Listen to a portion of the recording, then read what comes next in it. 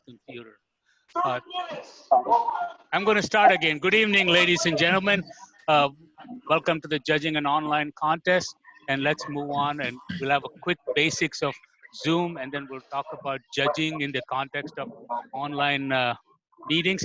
And if any one of you has some uh, audio on, please mute yourself and I'm going to mute all at this point and you can unmute yourself when you have a question. So I don't want any interruptions, especially while we are recording this for everybody else. So welcome to everybody who's here.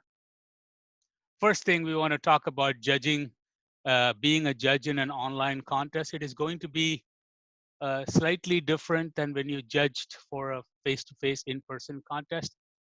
Well, one of the things we are recommending that area directors and chief judges of area and division contests do is that they conduct the judge briefing as a Zoom meeting a day or two before the contest so that the judges can be briefed, so that the judges know what they're looking for and so on. And when that briefing happens, your attendance, if you are a judge for that contest, is required.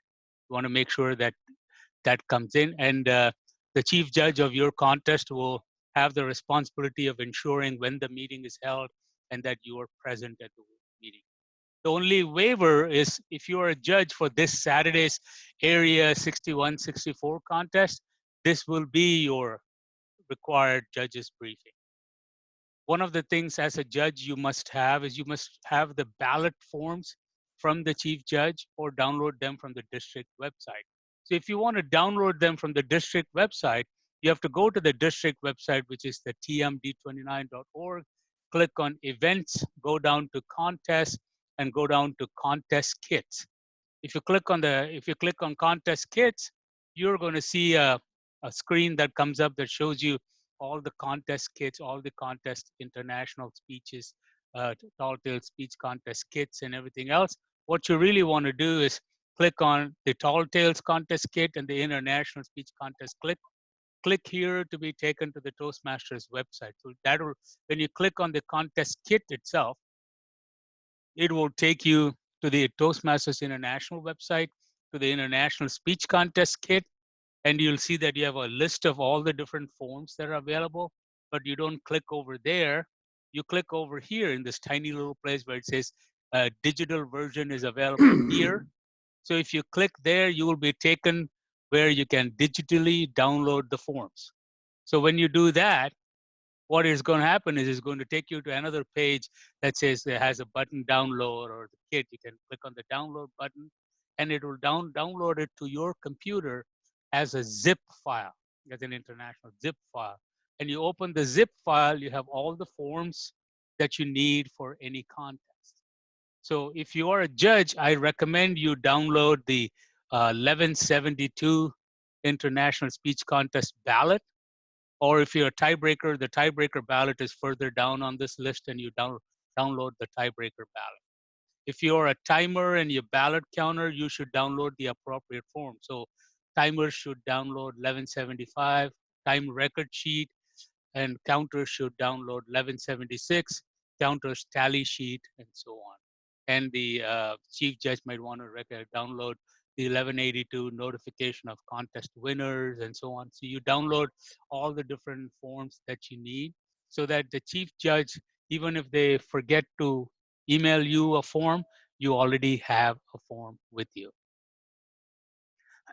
So being a judge during the contest, you need to dial into the Zoom meeting at least 30 minutes before the actual contest. Please make sure that your equipment works. This is not the time for your computer to do a required Windows update or something. So I would recommend while you have some time, make sure all your computer updates are all current. And if you're a judge, try not to attend via smartphone because the smartphone version of Zoom does not have many of the features of the laptop or the desktop version. Check that you know how to mute your audio and stop your video so that you can basically mute your audio if your audio for some reason doesn't get muted. And one of the rules of the Toastmaster online contest says that your video must be muted, must be stopped as well while the contestants are speaking. So how to mute your audio video? So if you look at your Zoom screen, at the bottom on the left-hand side, you see the microphone and the camera icons. If the microphone icon has a line across it, it means that your microphone is muted. Similarly, if your video camera has a line across it, it means that your video camera is also stopped for the duration. So you want to make sure that both your audio and your video is stopped, but you will be able to watch the proceedings of the contest unless you have something to share or you need to share something, in which case you can unmute yourself. Now, when you're watching a contestant, you should pin the contestant's video. When you pin the video, what it does is that it keeps the contestant's video front and center. So you can see the contestants present their speech and you can judge it for yourself. And then once the speech is over, then you can unpin the person. So the way you want to do that, like it says here, this is taken directly from the Zoom help features. To pin a video, at the top of the screen, hover over the video of the participant that you want to pin and click the little 3 dots that come up. And from the menu that comes up, choose pin video. So I would recommend that people at this point see if you can pin video, pin my video. So you hover over to my, when my speaking face is, and at that top, you should see 3 dots. When you just hover the cursor on the top right corner and you click on that, and one of the options you should have is called pin video. So pin the video so that you can actually watch my screen to the exclusion of all other screens. So as a judge, when you are watching one contestant perform, you want to have his or her video pinned so you're not distracted by anything else. You should not be distracted by anything else other than watching the contestant perform.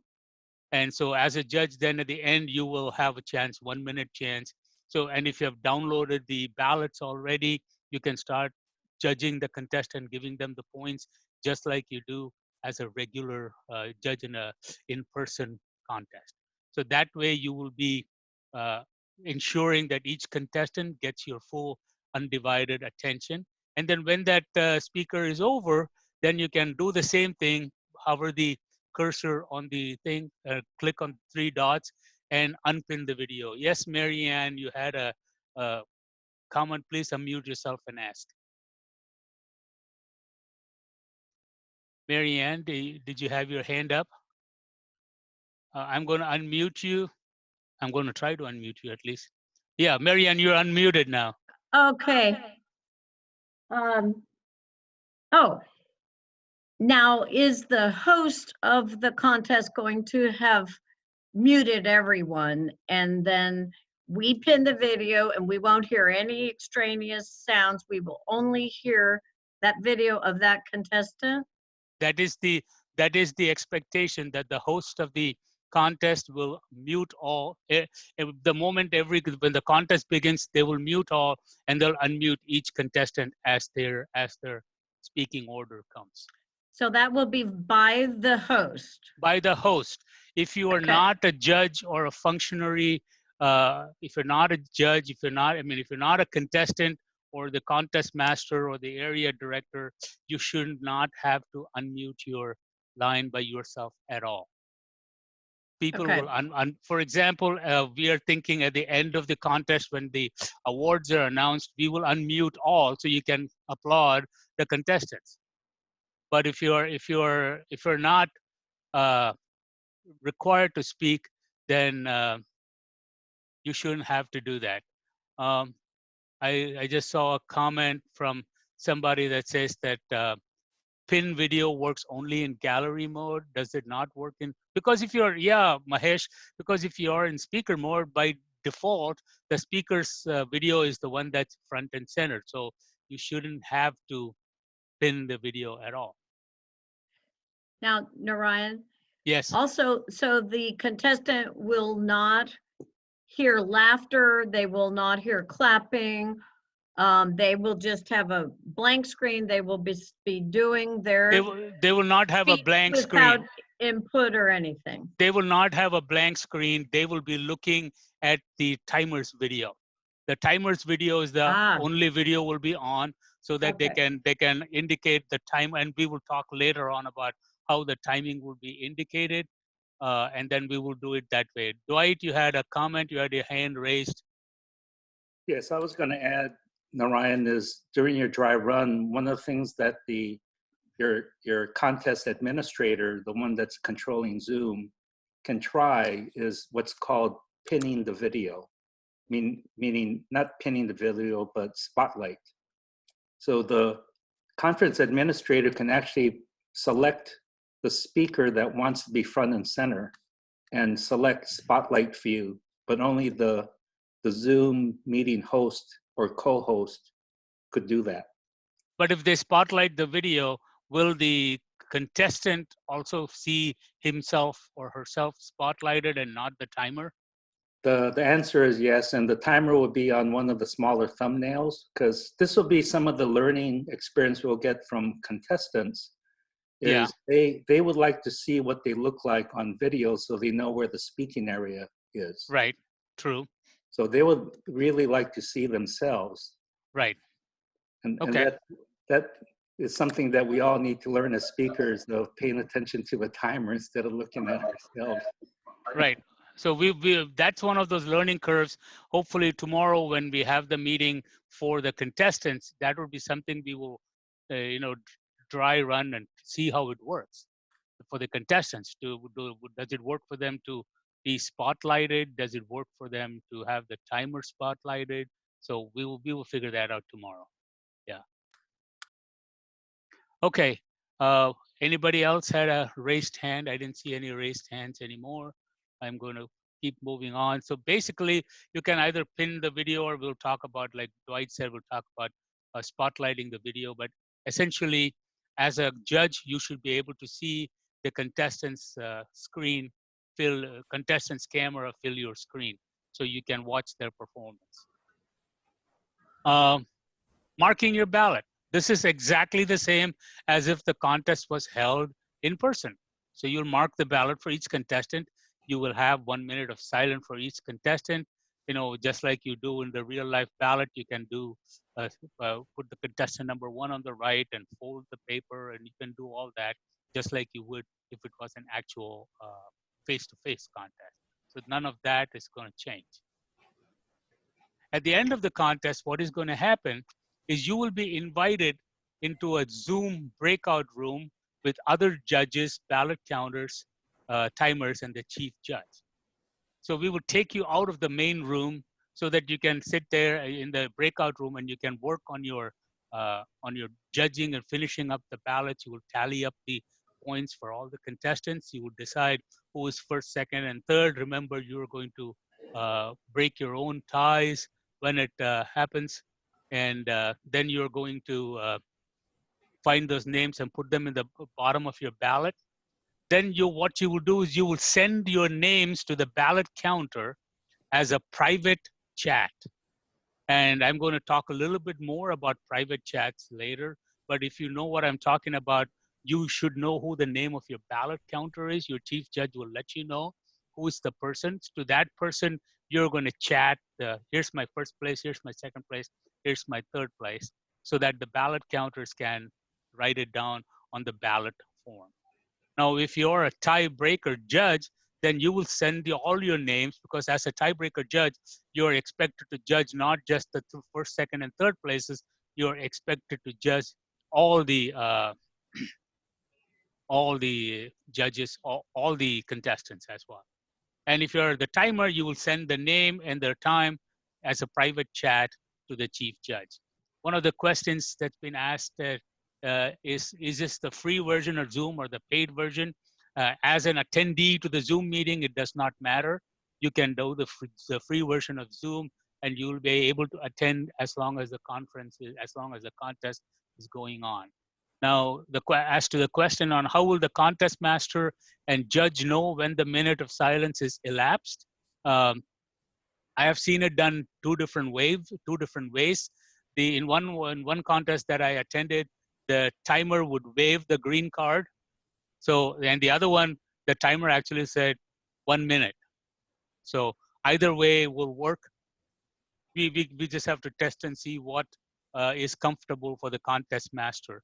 If the contest master is watching the timer's webcam and the timer waves his green card, then you go, okay, I'm done, and they can introduce the next contestant, or the timer might just chime in and announce 1 minute is up, or 1 minute, or something like that.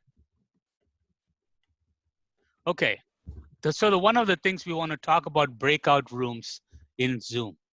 Breakout rooms are little sessions that split off from the main Zoom meeting. They allow the participants to meet in smaller groups, and they can be used for collaboration and discussion of the meeting. The way it'll have to work is that the host has to invite them, invite the people into the breakout room. So the host will invite the 5 judges, the timer, the ballot counter, and the chief judge into the breakout room, and you will actually see a little box that shows up on your session that says the host is inviting you to join the breakout room, and you have to just click join, and then you will be in the breakout room. You'll be away from the main session. At this point, any kind of chats that you do will only be seen by people in the breakout room, not in the main room. And then once you click the breakout room, you'll say you have been assigned to breakout room number 2 or whatever that is. So and once you are in the breakout room, then you can transact with the people in the breakout room. While in the breakout room, you will not be able to participate whatever is going on in the main room, but you can, however, chat with the other people. So the purpose of this is that while you are in the breakout room, everybody will be silent, waiting for the judging to be done. And always use private chat. Chat with one person at a time rather than chat with everyone. Because when you click on chat with everyone while you're in the breakout room, everyone basically includes everyone in the room. So don't do that. And when you're in a chat, when you are in any room, whether main room or breakout room, the way to initiate a chat is to click on the chat button, which is part of your menu controls. So you can click chat, and that will open the chat message. The key to remember is, as you are a judge, do not. The default is always to everyone. You have to click on the little small triangle here and pick the name of the ballot counter, and then type the names of the first place, second place, and third place. Never hit chat with everyone, only with the ballot counter. Or if you have a protest on originality, then you would send it directly to the chief judge and say, I have a protest. Click on the small triangle, find the name of the ballot counter, and then send it to them. And then what will happen is that that person will receive a chat, and then you can give them the names of the thing. And one of the things that you can do is, once you have sent your names to the ballot counter, and the ballot counter should acknowledge and tell you thank you or something like that. Once it has been acknowledged, you may exit the breakout room. When you are in the breakout room, at the bottom right-hand corner of your screen, you will have a little red thing that says leave breakout room. And when you click on the leave breakout room, it's going to give you 2 choices. It will say, do you want to go to the main session, or do you want to leave the meeting entirely? So do not leave the meeting entirely. Just say return to main session. And then once you do that, you'll be back to the main session. Kimberly Choplin had a question. Can they chat with the ballot counter while they are in the breakout room? Yes. The ballot counter will be in the breakout room. The chief judge will be in the breakout room. The timer will be in the breakout room, and the 5 judges will be in the breakout room. And the timer should only send their message to the chief judge. The judges should only send their message only to the ballot counter. The tiebreaker should only send the tiebreaker results to the chief judge. And once all that has been done, then the timers and the breakout, all these other people will stay in the breakout room and work their numbers. while the judges will all exit back to the main room. And at that point, the host will report to the contest master that the ballots have been collected. If the contestant has a protest, the contestant will protest to the host. And the contestant will protest to the host, and the host will then take the protest into the chief judge, and they will talk about it, and they will bring the contestant into the breakout room, and they will discuss, and then the contestant will be excused. Then the judges will vote on whether the protest has merit or not. We don't need to save the signed ballot, Shelley. That's one of the exceptions. You don't need to have the saved signed ballot. We're not going to store it. Even when we have contests in person, the chief judge throws away the ballot once the contest is over anyway. So, question from Mary Ann.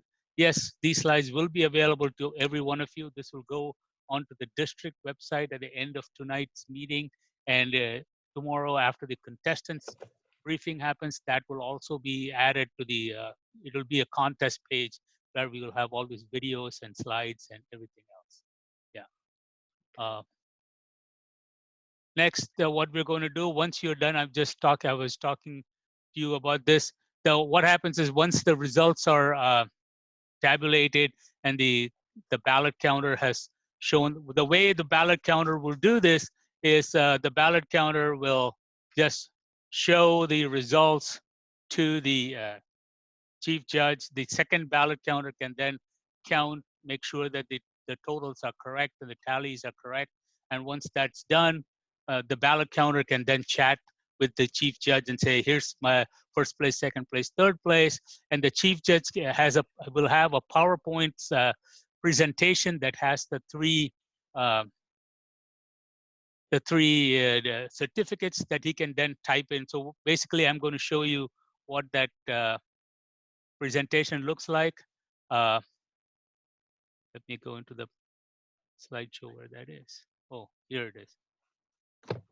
So this is what the presentation will be. You'll have the first place winner, and then the chief judge can type in Mickey Mouse, you know, and then the next slide, second place will be Donald Duck. Well, not Donald Duck, Donald Duck. Yeah, and then we'll go, okay, Aquaman, you know, third place. And then they will send this presentation to this slideshow, this presentation to the to the contest master. And the contest master will just present the results. And when they're presenting the results, they'll go, okay, third place, here's your trophy, here's your certificate, everybody will applaud for it. Then you go second place, here's the trophy, here's the certificate. And then what will happen is then everybody gets, you know, have a happy ending.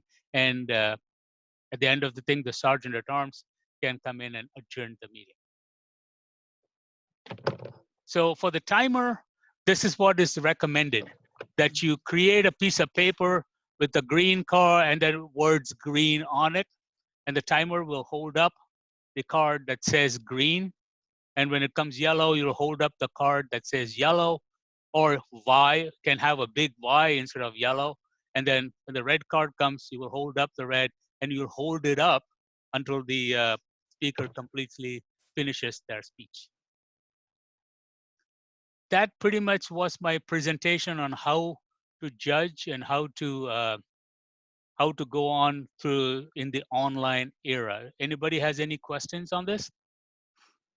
So far, you can unmute yourself and ask. You don't have to just chat if you want to. So, Ryan, I have a question. Yeah. Looking at the presentation, my recommendation is that it goes just like the results form, which is third, second, first. Yeah, got it. I just noticed that when I actually said that. Yeah, I'll do that. Okay. I mean, we've both of us have done it enough times that even if we saw them 1, 2, 3, we do it in reverse. But I guarantee you, with this new format and this new world view, somebody will announce first place first, and then. Yeah, got it. Understood. In fact, one of the contests that I viewed, somebody opened up the PowerPoint in slide sorter view. which means all slides were displayed at the same time. And they went, oops.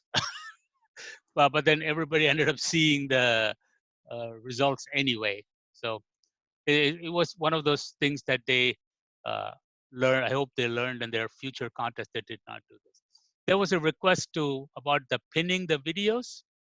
The way to pin the videos is while you are seeing on the right-hand side or left-hand side or wherever you have a list of see all the videos of all the people who are online. Any person that you want to pin, you just move the cursor to that person's video, and on the top right, you should see a blue thing that comes up. It says mute, or the other one says there's a 3 ... You click on the 3 ...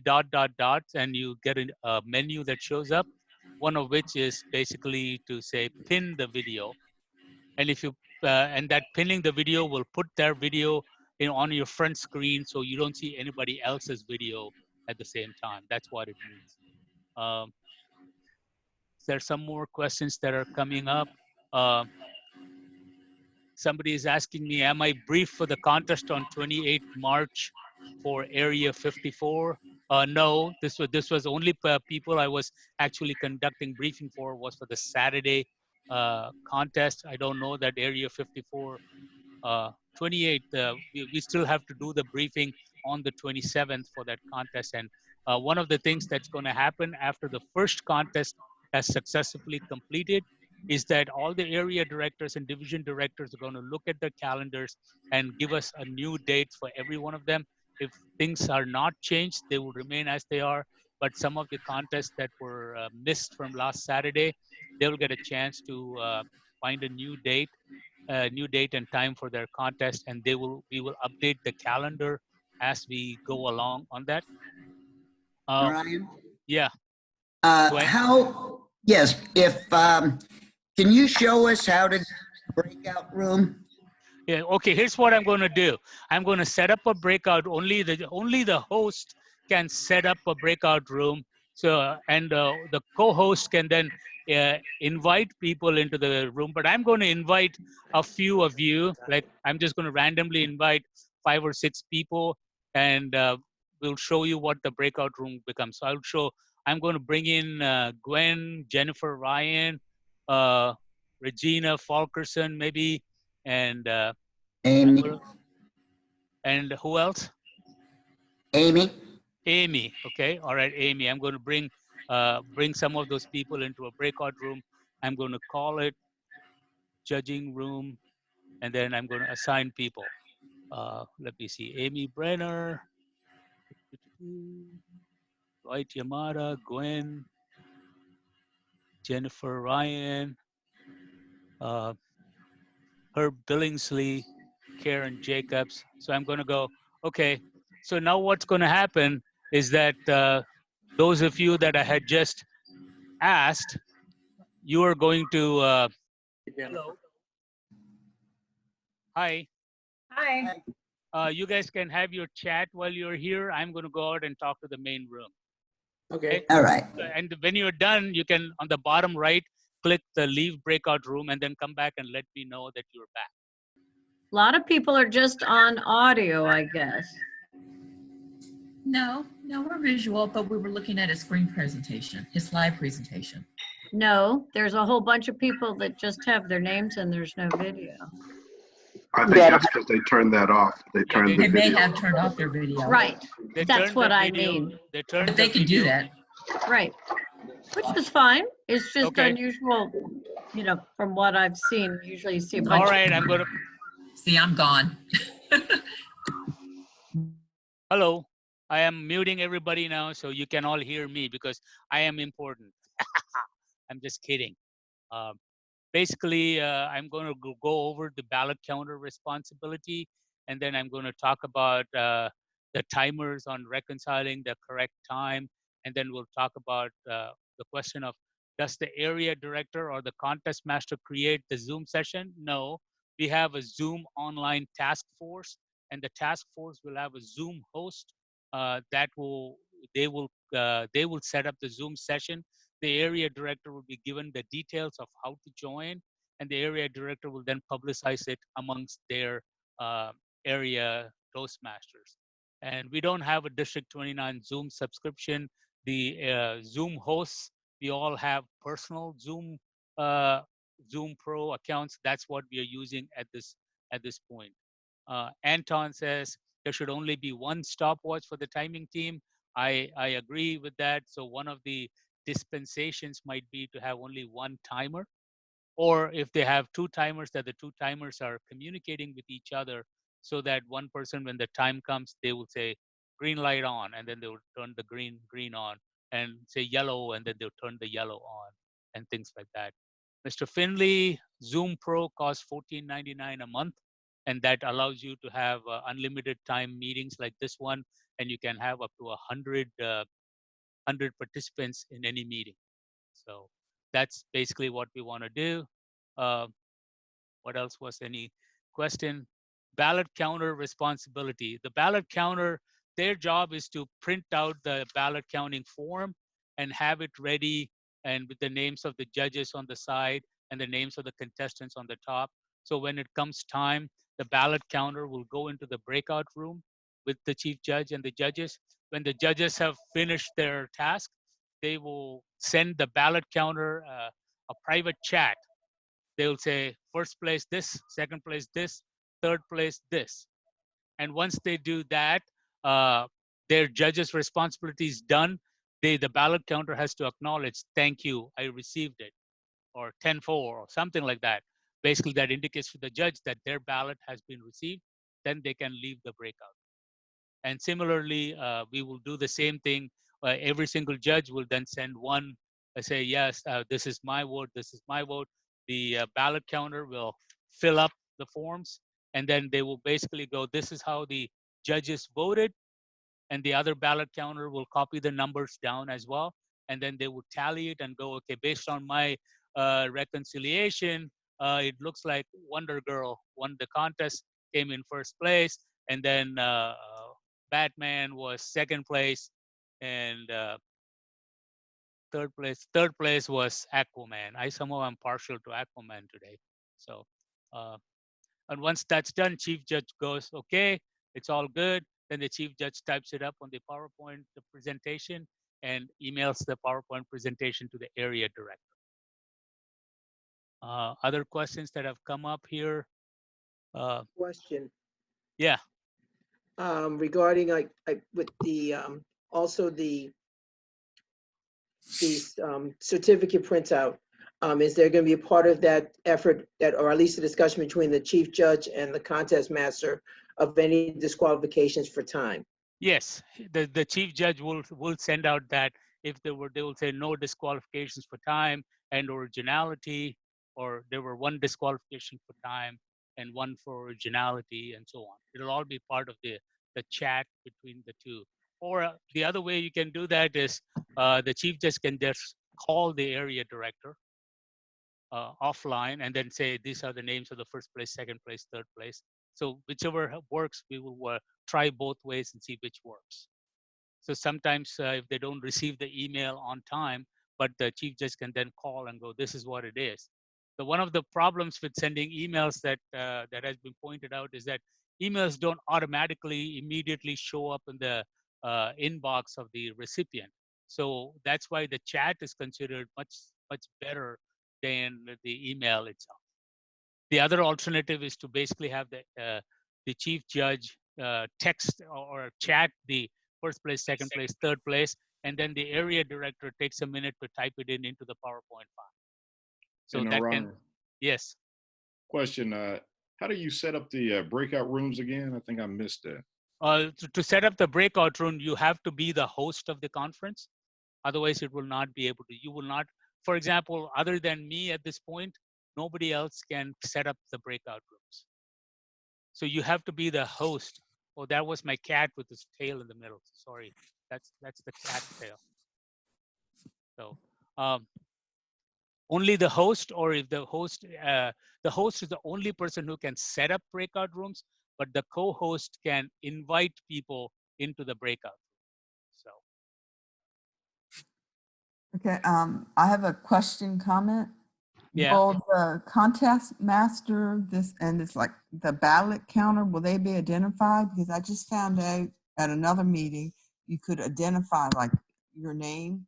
Yeah, I can change the name I can change your name from Andrea Reed to ballot counter. Yeah, because that may be helpful while Sure. we're doing these contests. That's a good point to identify for the judges, especially that this is the ballot counter, and then we can identify the chief judge as the chief judge, so that they can basically go in and send it to that person. Right. Yeah. And it'll, yeah, Yvonne, I agree. It'll be important for the agenda to be sent to the participants ahead of time. Absolutely. It would be nice to send the agendas, not the speaking order, but at least the agendas to everybody ahead of time, because the agendas are electronic anyway. It's a PowerPoint file. You can just send it to everybody anyway. And one of the reasons why we want to have everybody stop their video during the contest is that if you get up and move, there's no longer a restriction that no one shall enter or leave the room, because you can enter and leave the room as long as you're not kind of moving and causing all kinds of movement in the screen that distracts the attention of the speaker. So we want to make sure that while the speeches are going on, everybody except for the timer and the contestant mute or stop their video just for that minute. So that's how we are planning to run it at this point. That's how Toastmasters recommends that we run during the contest as well. Herb Billingsley has had his hand up for a while. I apologize. Herb, do you have any questions? Yeah, this is just an incidental question. If you're a judge and you're in the breakout room and you've selected your contestants and you're conveying that to the ballot counter, so you send a message to him with your first, second, and third or whatever right selection. Is there any way of recording? Does he have a record of that is won't just be destroyed? I mean, in case there's a question later on, you could go back to that judge and see exactly what this that will be.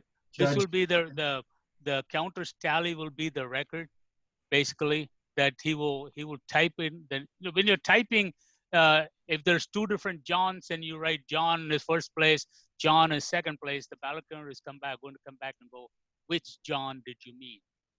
So you'll have to clarify John 1, John 2, and so on. And here's the good part.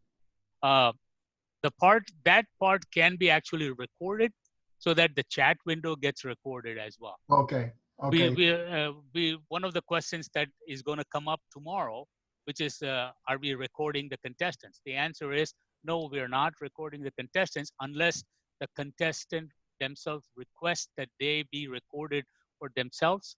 The host can just allow the contestant to record their own video, and then will take away the recording capability once their speech is over. But similar, when the judges go into the breakout room, we can record that breakout session, and that will capture the chat window as well. Okay, perfect. Thanks. Okay, we're back. Okay, everybody is back from the breakout rooms? Yes. Okay, excellent. So did you have fun by yourself? Actually, we were. And to experiment, we did send a text to everyone. So I'm hoping you didn't see it. We did not see I did not see the chat at all. That's good. See, Yeah. So that feature works. Yeah. The thing about it is that if you are in the breakout room and by mistake you happen to hit chat to everyone, only the people in the breakout room will see it. The main room will not see what you said. Anton, you're saying something. I should probably unmute you.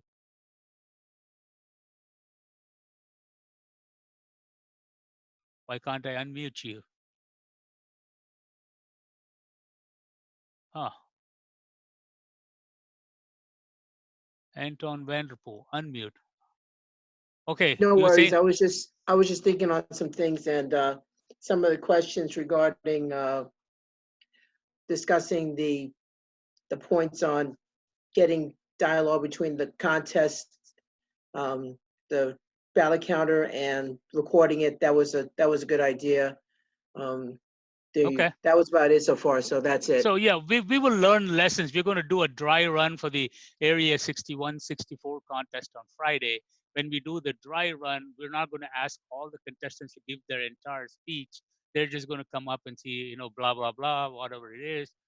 Jack and Jill went up the hill, whatever it is. They're going to just practice that. And then we'll practice the judges going out into the breakout room while the contest master is interviewing the contestants in the main session and so on. So we will do that way as well. Valerie, you had a hand up. Valerie, I'm going to unmute you. Valerie. Okay. Valerie. Yes, here, I'm here. Yeah. In the case of two areas having a joint contest, would it be necessary or maybe even best to have both of the area directors in the same location? Or does that matter? I am not going to recommend anybody be together with anybody else, but then I'm not going to force you to be there or not be there. It is your personal choice.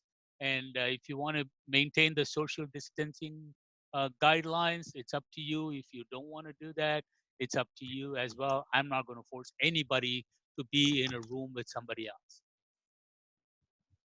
Okay, thank you. Yeah. Can I start and end without the video as a judge? I don't understand that question. Leeji, could you ask that question in public? Unfortunately, I don't understand what that question is. So I am unmuting you. Come on. Why won't it let me unmute you? Leeji, see if you can unmute yourself because that's okay. probably... I just did. This is Okay, Gina. thank you. Oh, hi, Gina. Yeah. I mean, can I just start and end the contest without starting the video? You mean if you are a judge? Yeah, you never have to have your video on. Correct. Just like what is happening now. Just like how you are. Yeah. I'm Okay. just telling you, other than the functionaries like the contest master, area director, sergeant at arms, and the contestants and the timer, nobody else needs to have their video on ever. Okay, got it. So if you're not participating in a position that requires your face to be seen, you don't need to. Thank you. In fact, if it will help your bandwidth in your home Wi-Fi, that's probably a good idea. Just don't even, well, one good thing would be to see if you have a profile picture, so we don't just see Lee G, but we actually see a photo of you. So, for example, when I stop my video, you can see that I have a profile picture. Dwight has his own profile picture. So if you have something like that, it might help, but again, not necessary. I need to learn how to put it. Yeah. Okay. I will let you go through Zoom and figure that out. Thank you.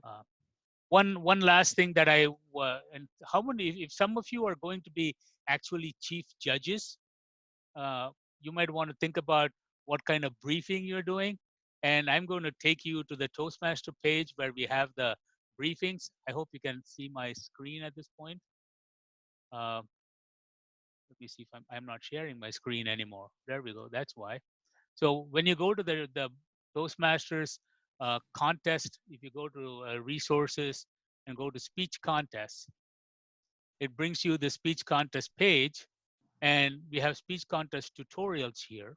I would recommend as a chief judge, just do what I'm going to do. This is a 7.5 minute video, and this is for those of you who are judging on Saturday. You're going to be there on Friday. This is your briefing. In this session,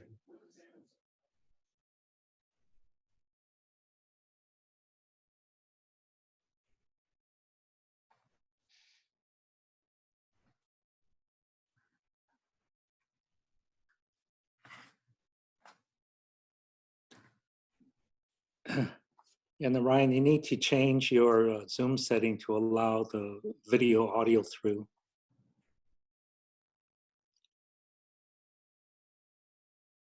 Hold on.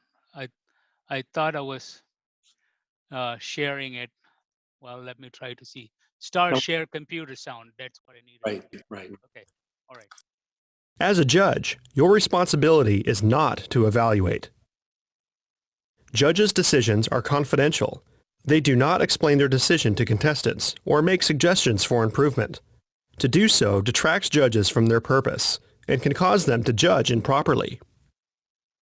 Now that you know the difference between a judge and an evaluator, let's explore the qualities of a judge who makes good decisions. A good judge is fair and impartial.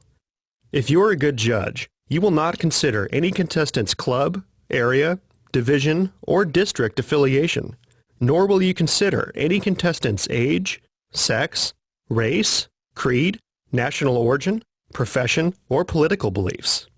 A good judge demonstrates objectivity. Even if a judge disapproves of a speech topic, it should not interfere with their decisions. A good judge is accurate and dedicated to making correct decisions. In a speech contest, this means filling out judging forms correctly and adding points carefully. When you are a judge, you want to make sure you are familiar with the judge's guide and ballot, which includes specific judging criteria. A good judge is trustworthy too. They realize that contestants, contest officials, the audience, and Toastmasters International have entrusted them with the responsibility of selecting the best speaker. As a good judge, you will live up to that trust.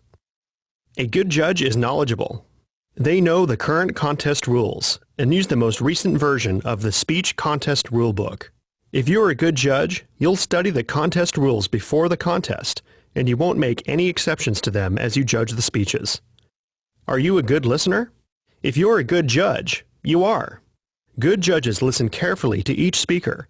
They don't daydream or allow themselves to become distracted. So let's see. We've talked about the difference between judging and evaluating, and we've discussed the qualities that make a good judge. What are some barriers to objectivity that a judge might face? Speaker position. Research shows that people tend to best remember the first and last items on a list. Similarly, the first and last contestants to speak during a contest may hold a slight advantage over the others. As a judge, be aware of this tendency to avoid unfairly favoring those speakers. Champion for the underdog. It is normal to want to give a break to someone who has a handicap or who has overcome hardship. As a judge, it's important not to let these feelings cause you to be especially lenient on the underdog. The next obstacle is known as the halo effect. This phenomenon occurs when we attribute a favorable trait to a person only because of another favorable trait that person possesses. For example, Joe is dynamically delivering his speech. Therefore, his content is really good. Well, wait a minute. Is Joe's content good, independent of his delivery? Be careful to correctly identify what you judge. Also, watch out for the reverse halo effect. Here's an example. Sandra has questionable grammar. Therefore, her speech is weak. Now, Sandra may split her infinitives, but does she speak to her audience effectively? Second time around. The longer you are a Toastmaster, the more likely you are to see a contestant more than once. While you're a judge, imagine you're judging each contestant for the first time. Otherwise, you run the risk of previous performances affecting your impression of the current speech. Give someone else a chance.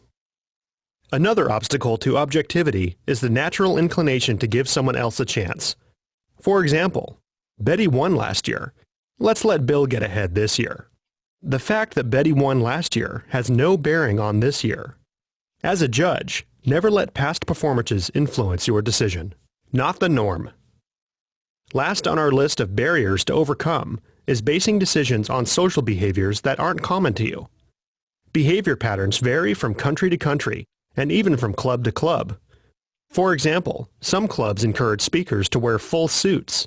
This is not the norm in all clubs. Be aware of the effect these differences may have on you, and keep them from impacting your decision. As a judge, it's your job to be as objective as possible, and that can be difficult to do. Each of us has likes and dislikes that may subconsciously affect our decisions. That's why we have a panel of judges. With several judges, we can overcome the bias of any one judge. Now let's clear up a few common misconceptions.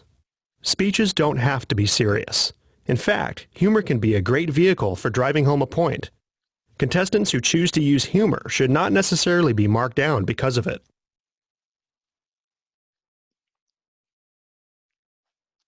Another misconception is that speeches must be motivational or inspirational. This is not true.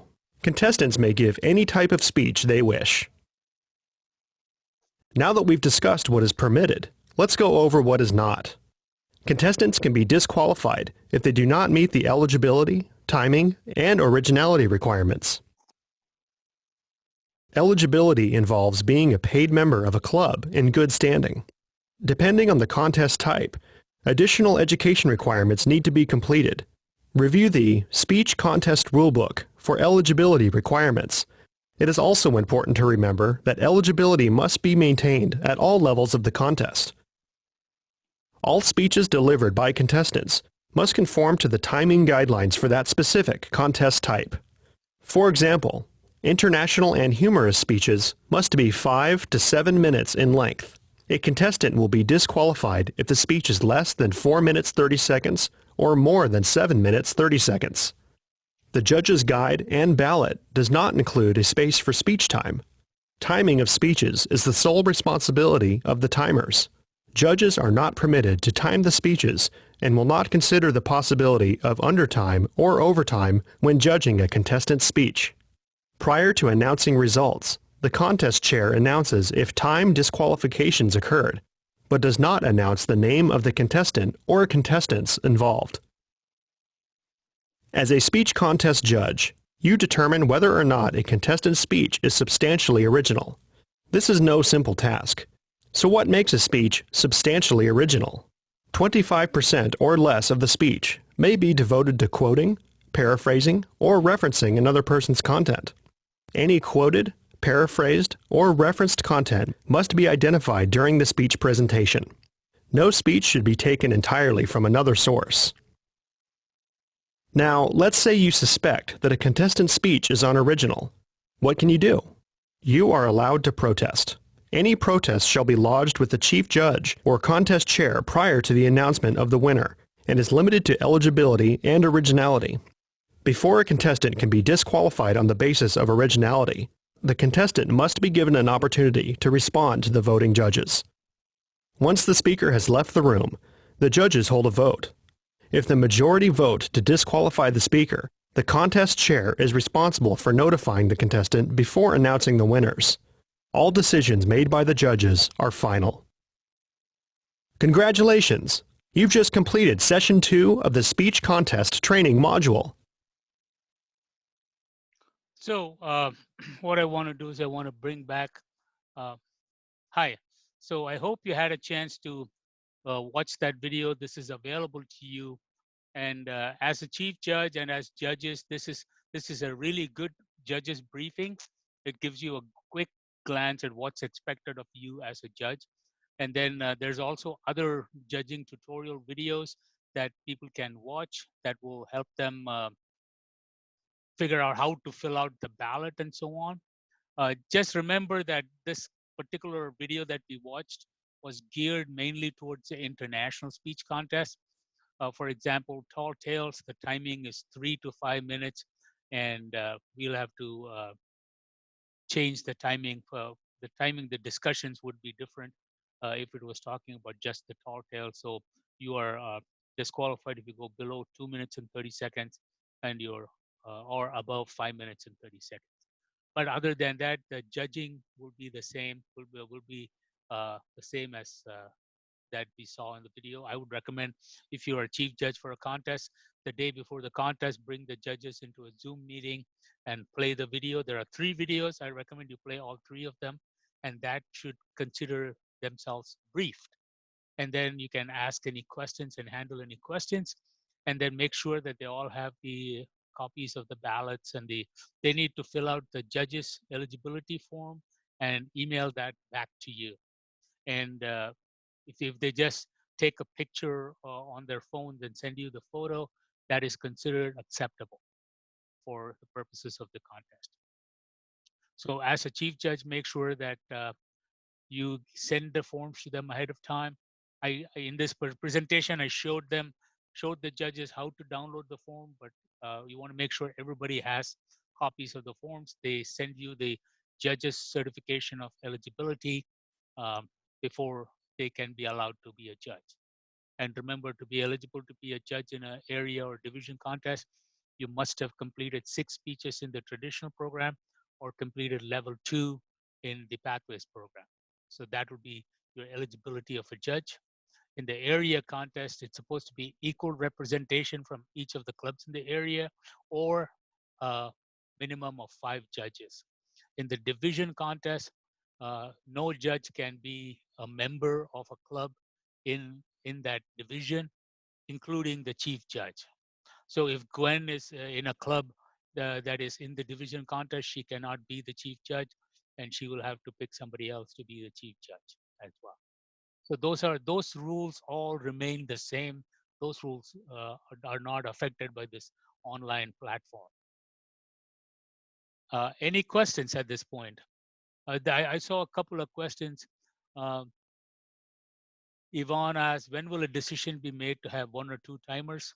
My recommendation here is, if there's a way the 2 timers can be in separate location and still instantly collaborate with each other. So timer 1 can say, okay, now give the green card, now give the yellow card, now give the red card. Then they can do it with 2 timers. But I am okay with if they can only do 1 timer, and that timer can do both, do the card and the time. That would be, again, this is to the best of our ability at this point. So the decision is essentially left up to the area or division if they can actually have 2 and they can actually collaborate with each other. For example, in my case, Cheryl and I can both be timers sitting in different parts of the house, and we can actually collaborate with each other. But if you're not in the same location and you can't get the other person on the phone or whatever it is, you have to decide amongst yourself how the timing is going to work.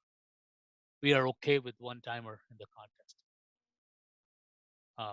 And then Dwight talked about, can we hide all non-video participants so that I can, in one way, I can hide all non-video participants, and everybody who's here who's not on a video, who has hidden their video, that would go away. And in the contest setting, since everybody is going to have their video stopped, everybody will go away, only the timer and the contestant will be active, which unfortunately means that the judges will be able to see the time as well. So we have to decide how we're going to play this. Dwight, did you have any suggestions on that?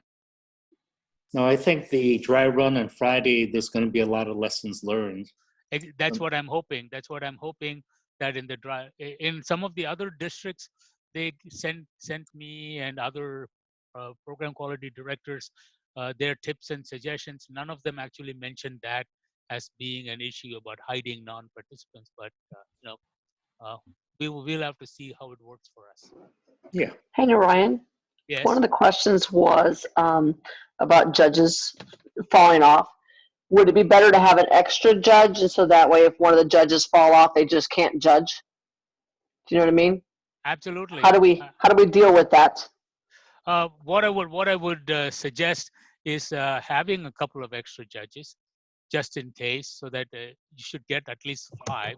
But we want to make sure that the 5 people that you get are all qualified judges. So if you have a couple of extra judges and they happen to not be able to, they got cut off, their computer died or something like that, the contest does not get held up as long as you have minimum of 5 judges for the area contest and minimum of 7 for the division contest. Do we need a tie-breaking judge? Yes, Yes. definitely need a tie-breaking judge that is known only to the chief judge. Right. And so that person really does not attend the briefing or anything, and that person only communicates with the chief judge privately, sends a chat saying, here's if you have 5 contestants, they'll say, here's first place, here's second place, here's third place, here's fourth place, and here's 5th place, so that they can put all of that together. Well, you only really need them if there's a tie. Exactly. So you don't really need them unless there's a tie. So essentially, the way chief judging works is you tally the numbers, tally the counts, and then once you have finished everything, then you look at the timer's report. And then if the timer's report says so-and-so person has gone overtime and that person happened to get first place, you discard the first place, and then you go second place, now moves up to first, and so on. And when you have a tie, the chief judge looks at the tiebreaker's ballot and looks at the two people who are tied, and then decides who did the tiebreaker vote higher than the other one. That's the procedure for breaking a tie. I've asked you two other questions, Narayan, you haven't answered. Yes, sorry, please ask the question again. So I've got so many notes here that. Okay, we're basically using paper forms still, but then when we get the results, we're putting on the PowerPoint presentation. That is correct.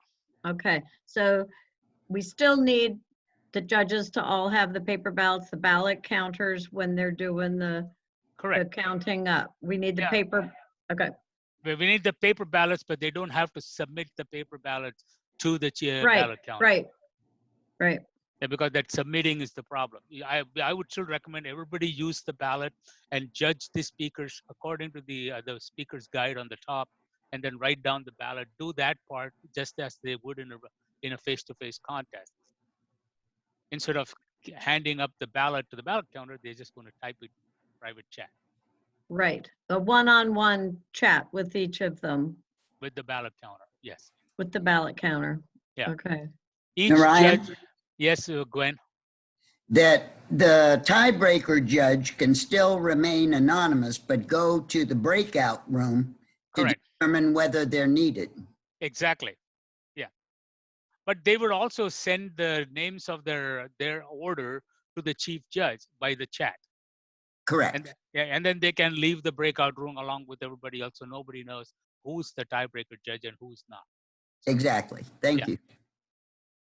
All right. This basically is all I have for the judges. I would recommend you attend tomorrow as well, where we're going to talk about the contestants. We're going to talk a little bit more about speaking area. And, one of the requirements is that the speaking area is be so much that you can see the person's facial expressions and hand gestures, but not so the contestants not supposed to stand too far away from the webcam and so on. So we will talk about that and tomorrow, and we'll talk about their drawing for position and all that thing tomorrow. So you're welcome to attend tomorrow, or tomorrow's recording will also be up on the district website by the end of tomorrow. So this will be hopefully on the district website as soon as I can get it up and can get the webmaster to post it, so that you can tell your other people to attend this as well. Hey, Narayan. Hey, Jeff. Hey, do you have any? We're having a club meeting tomorrow using Zoom. Do you have any suggestions for that meeting? This is Fairfax Toastmasters. Yeah. So when you say suggestions, what kind of suggestions are you looking for? So pretty much we're running the meeting as a normal meeting. Right. And you said the host is the one who has pretty much control for, well, probably not going to need breakout rooms or anything like that. No, you probably won't need that. No. Yeah. But, one of the things that you can have somebody be a host, and that the host can also designate a co-host. Once they designate a co-host, then that the co-host can also have most of all the features that a host has as well. So that would be like the Toastmaster of the day. Yes, the Toastmaster of the day can be the co-host. Now, here's what I want to also show you. If you go to the district website, there's on the home page, there's this one thing that says online meeting resources and an actual online meeting. If you click on this, you see a lot of things about how to conduct an online meeting using Zoom. There's an online meeting guide from different resources. There's a resource for online meetings. There are online meeting basics, meeting agendas. And if you click on this particular video, you can actually see a meeting that happened in Kuwait, a Zoom meeting that they talk about. And then you can look at how all these different things that they're doing. In level 4, there's an elective on how to manage online meetings. So you can use all of those resources, Jeff, and I recommend that you kind of read up on this. And many districts are posting helpful guides, and we have just aggregated them into this particular page, which is called Online Meeting Resources and an actual online meeting. So take a look at this and see if that answers a lot of your questions. To conduct a meeting though on Zoom, does the host have to be a member, have to have that membership? Well, yes, it would help to be the host, have a membership of the club as well. But for example, if you want, one of the things that the district is working on, where we just have to figure out the budgets and stuff, we are thinking about getting a Zoom subscription for the district, a higher level than what we personally have, so that will allow up to 50 hosts at a time, which means 50 meetings can be conducted simultaneously. And that would be great. Yeah, the plan is to give it to the clubs so that when you have a meeting, you can use that Zoom account so that you don't have to pay for a club Zoom account, because Zoom accounts cost money on a recurring basis. Because this pro account that I have is $14.99 per month. So you don't want clubs to actually incur $15 a month or $180 a year as a subscription fee. But we will have the district account. We are actually toying on different levels of Zoom. Dana has some ideas. I have some ideas. We're going to have a discussion, and pretty shortly we will come up with a decision and let you know what has been decided. The clubs will definitely get some sort of help from the district about having Zoom accounts, so that the 40-minute restriction that the free account has will not become an issue for club meetings. So that's all I can say about that at this point. But we are still working on it. Pretty soon we should come up. My first priority right now is to get the contest going. Once that happens, I will work on the getting some sort of relief for the clubs on having an account where you can have unlimited length meetings rather than be limited to 40 minutes. Shari says, my club used freeconferencecall.com for the meeting last night. It is free, 1,000 participants and unlimited time. Is that a video conference or is it just audio, Shari? It's just audio, isn't it?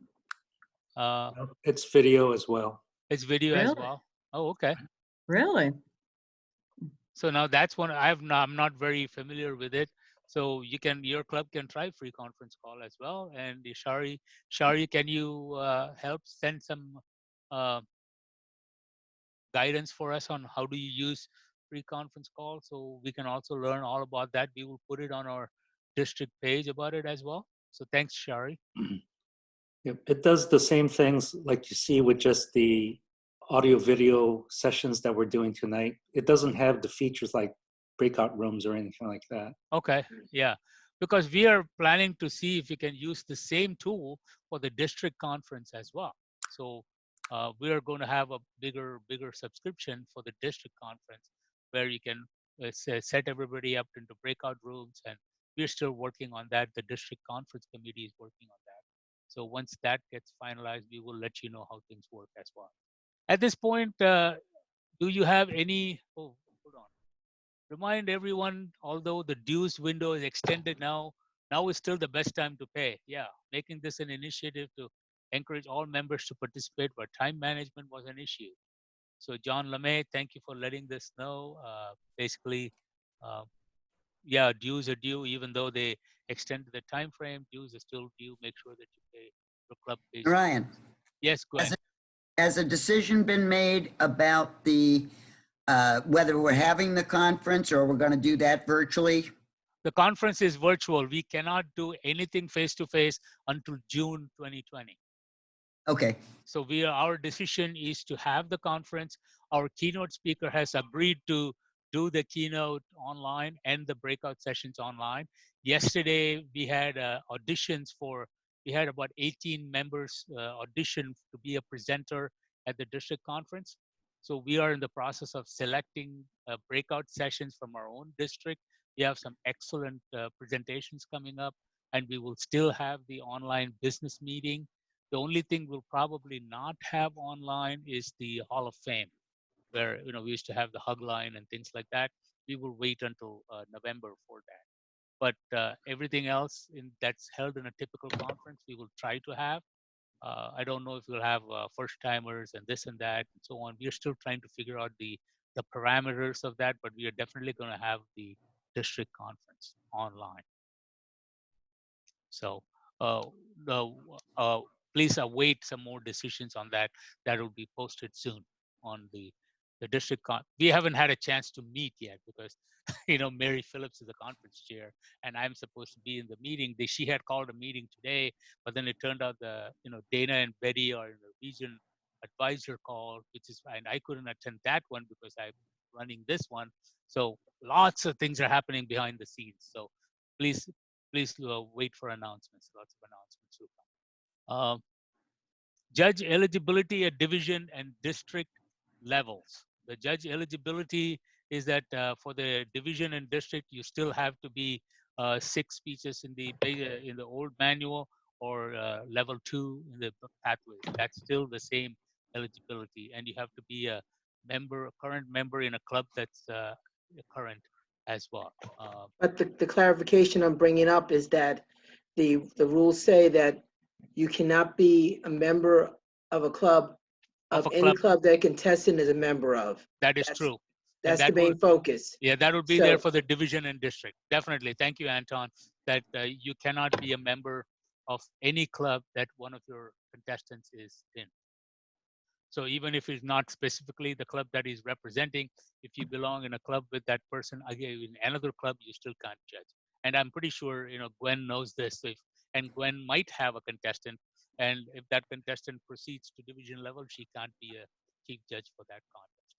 So, yeah. Also, at the area contest, as you can be a judge if you have a participant in the contest, provided every club is represented by a judge. Yeah, exactly. Bruce Coletti said, will the upcoming dual area contest include a staged protest? If not, a staged protest would reveal any glitches that may arise in handling a protest. Well, that is one thing that's a good idea, Bruce. We will take that under advisement and we will try to have that on Friday if possible. And yeah, I would suggest we try it Friday night, not on Saturday during the actual contest. Exactly. We'll do it on Friday night. So Friday night, 7 to 9, we will have the contest setting. We will go through step by step. We will start by, having the Sergeant at Arms open the contest and everything else. So Kim, you and Jennifer and I can maybe have and Amy Brenner, we can have a separate confab and kind of work out the details on that.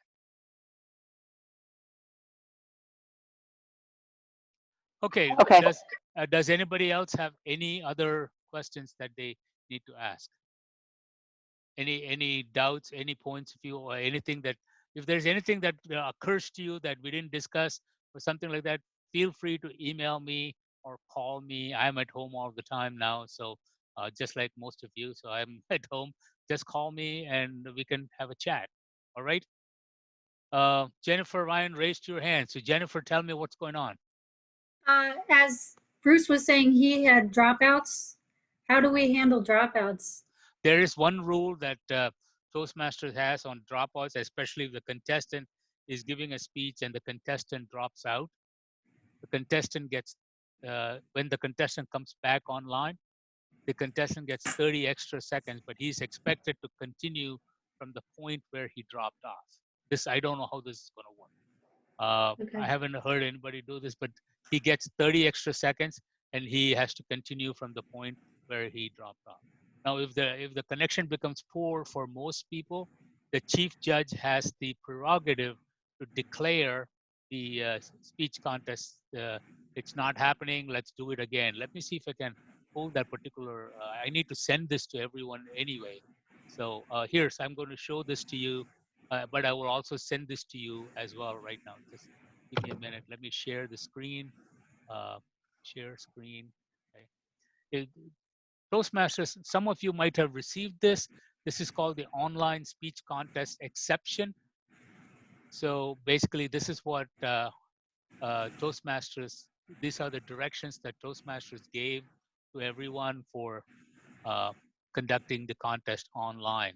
So this is where it talks about in case of technology failures, use another method of communication to allow contest officials to be performed. And then they're talking about the designated speaking area must be set to ensure that each contestant's gestures and facial expression will be captured by their camera and the voice will be clearly captured. So something like what they're showing for Aaron Beverly.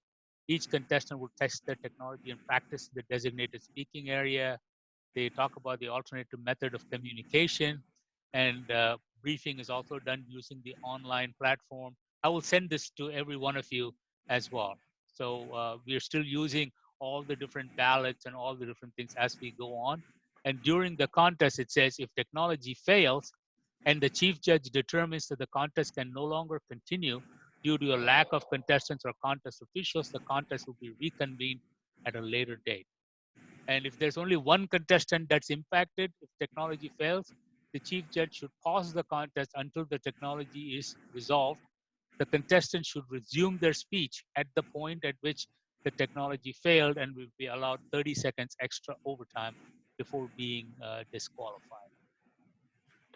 And during an evaluation, we're now the evaluation contest and table topics, we only have to worry about at the district level, and we haven't yet decided if we are going to continue the fall contests at in May. So we haven't decided that, and we will cross that bridge when we come to it. But this thing I will send to everyone so that every one of you can have this particular online speech contest exception details to everybody in the district. Hey, Ryan. Yeah. One more question. So the 30 seconds, is that once they reconnect? So does the timer pause it at that point and wait till they reconnect, or do they continue running the clock? No, they will stop the clock when the technology failure happened. Okay, just wanted to clarify. Yeah.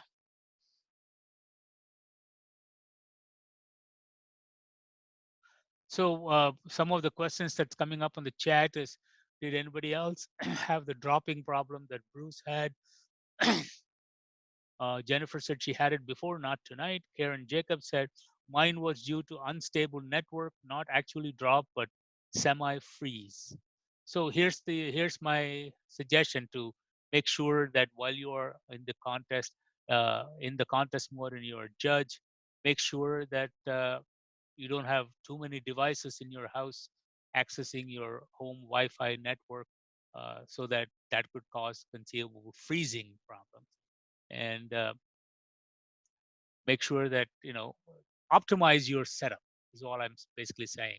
Since I don't know how to generally advise you on the setup, make sure that all your computer updates are done.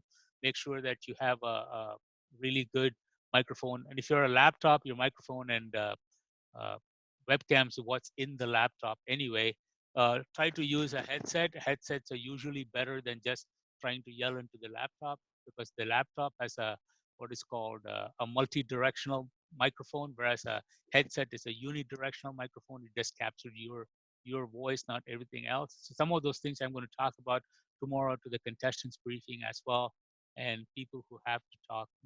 For judges, make sure that your Wi-Fi is strong enough for conducting Zoom and listening to it. That's all I can say. And if some technology happens to fail, oh well, hey, we have a pandemic, what else could go wrong, right? Narayan. Yeah. If everyone silences or shuts off their cell phone, would also help. Yeah, of We'll course. say that in the briefing to everybody. Yeah. But before you even sign on, if you disconnect your phone, will help your Wi-Fi. Okay, that's a good thing to know.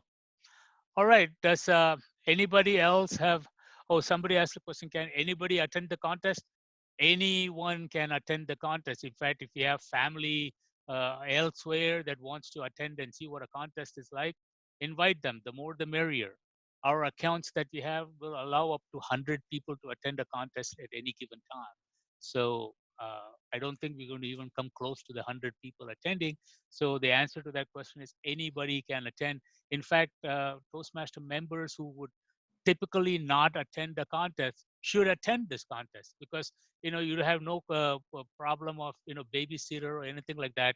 You keep your video off, you keep your audio off, and you can do whatever you're doing while you're watching the speech contest go on, just like as if you're watching TV while you're doing the dishes. So anybody, I would expect that everybody who's a Toastmaster, especially in area 61 and 64, would attend the contest. It's to their benefit to see what a contest looks like. So to answer that question is yes, anybody can answer if they have the link. So make sure that the link is sent. And is Amy still online here? Amy? Yes, I'm here, Ryan. Hey, Amy, would you make sure that since you are going to be the host of the Saturday morning contest, would you send the meeting details to Kim and Jennifer Ryan so that they can send the links to their people?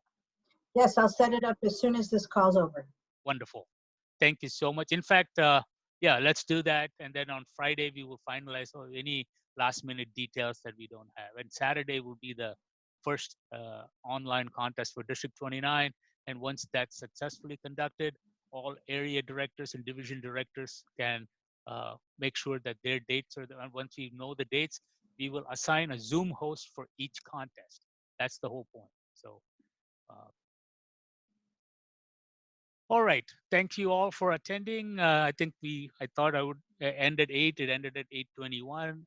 So apologies, but you still have half hour from the original 7 to 9. So take care, be safe, have a rest of the day off. And this particular video, once it is rendered by Zoom and sent to me, I will make sure it is available on the district website.